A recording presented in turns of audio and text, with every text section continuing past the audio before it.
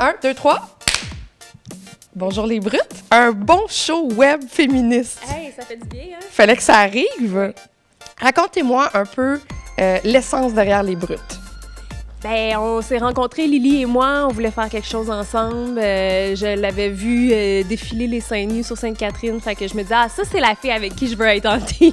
On a tout le temps des débats entre nous, puis on va s'obstiner, mais ça crée des belles discussions, puis souvent, nos sujets de capsule sont issus de discussions puis de débats qu'on a eus entre nous, puis là, on se dit, ah, ben, dans le fond, c'est ça notre sujet, t'sais, arrêtons de brainstormer sur autre chose, puis c'est ça qui nous fait réfléchir. Une brute, ça a plein d'idées, ça a comme plein de théories, ça n'aime pas les zones de confort. Nous, les brutes, dans le fond, ce qu'on veut faire, c'est renverser la pensée dominante. Crasher le patriarcat. Détruire les baby boomers. Vous voulez provoquer quand même.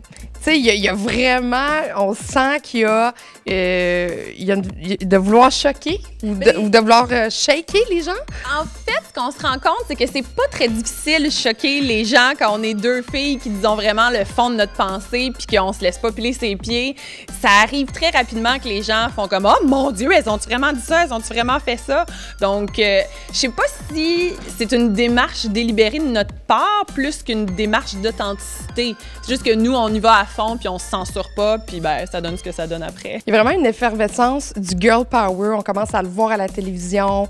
Il y a des émissions comme par exemple Codef qui commencent à parler de féminisme. On en a beaucoup parlé à la Journée de la femme, un petit peu avant, après, mais cette année, ça a pris une ampleur particulière. Comment vous voyez ce mouvement-là pousser? Bien, c'est le fun qu'on en parle puis que ce soit de plus en plus accepté de se dire féministe, quoique, hein, des fois, c'est pas toujours facile. Mais il reste que, tu sais, on se fait encore traiter de féministe frustré. Là, ça a l'air cool comme ça, puis ça a l'air d'un bon branding, marketing, mais il reste encore du chemin à faire, pas mal. Lesbienne, dégueulasse, salope, enragée du patriarcat du calice, Grosse torche. des gens de la gauche caviar, féministe frustrée.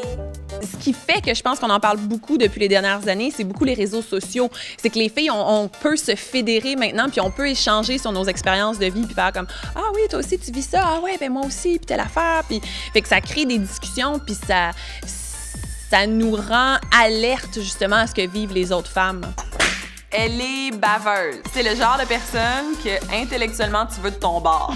Lily, c'est une brute parce qu'elle fait des affaires que je serais jamais game de faire. Genre, montrer ses boules tout le temps. Il y a la pudeur. Je vais aborder l'aspect de la pudeur. Moi, je suis la pudique.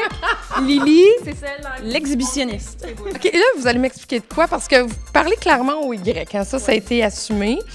Moi, je trouve que, justement, il y en a de moins en moins de la pudeur avec la génération Y. Oui, je pense que la génération Y, on est la génération de Lina Dunham, puis on veut s'assumer, on veut aimer nos corps, puis on revendique de ne pas être jugé par rapport à nos corps. Le corps des femmes, en général, est considéré obscène, et ça date justement de la Bible, Adam et Ève. C'est Ève, la pécheresse, qui veut faire croquer la pomme à Adam. Donc, on est condamné à être considéré sexuel. Moi, je pense qu'il faut se sortir de ce carcan-là qui est liberticide. Maudite Ève. Maudite elle. C'est pas juste la Bible, hein. À go, on monte nos seins. Non. Moi, ça me donne le goût. Peut-être à la fin des brutes. Peut-être qu'on va voir tes seins. Non, non. Non, mais ça m'amène quelque chose. Ça m'amène ailleurs.